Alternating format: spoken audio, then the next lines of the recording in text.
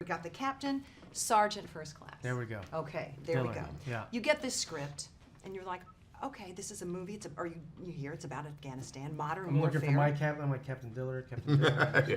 Who do I play? And we're talking about horses. Yeah. Versus Yeah. tanks. Yeah. Yeah.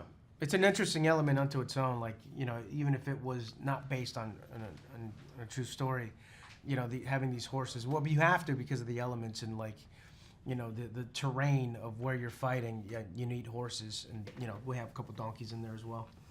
I don't remember seeing the donkeys. Yeah, there were some donkeys. Like, you know, there were when we were up in the hillside. There's a couple aerial shots actually, and they're, you know, carrying supplies. I mean, just the sort of visual aesthetic and the style of warfare and so on. That was a big, you know, attraction for me. What I thought was going to be incredibly unique was we know, you know, that this sort of terrain and this type of story. We don't know this particular story and this mission, but to have sort of First World War cavalry charges, you know, in this day and age was that one line, that pitch from the producers was instantly something I thought, oh, feels unique and special.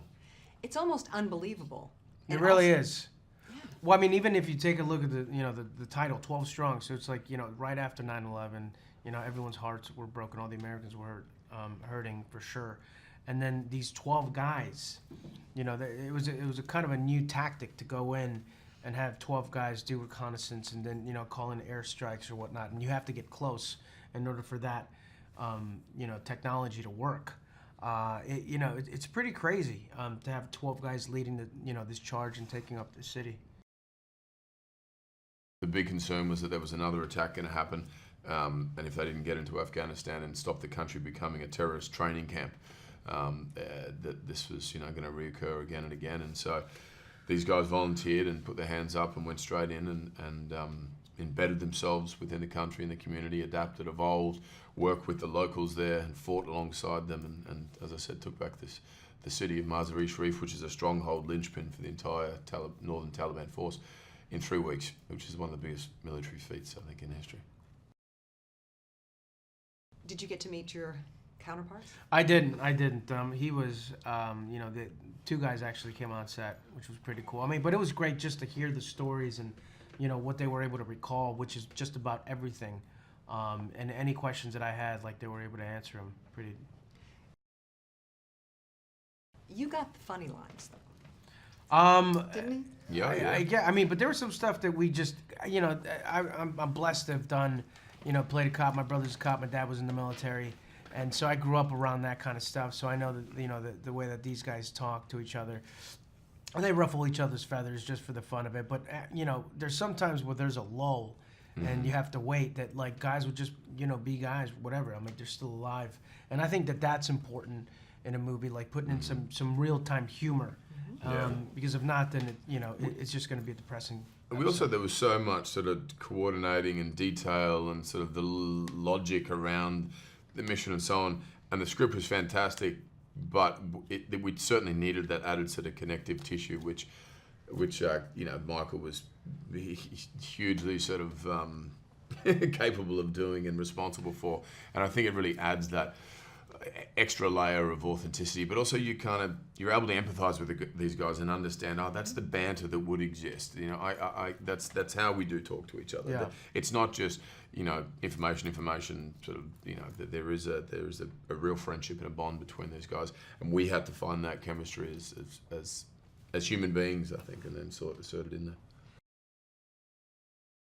You're on the set. Yeah. Horses, explosions, dust, sand, dirt, smells, I'm sure. Smells. Smells. Didn't shower. A lot of guys went method on this, didn't shower. Still haven't. But was that tough? Till the premiere, right? Yeah, it really is. You know, For sure.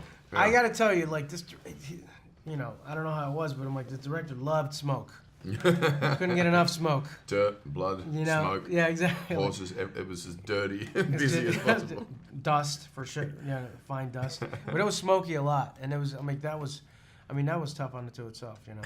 But we had to, you know, that was Nicolai's approach the whole time, was to make this as real and gritty as possible and just throw us in the center of it. And you know, none of us had really. I had a little bit of horse riding experience, but a lot of the guys didn't, and so.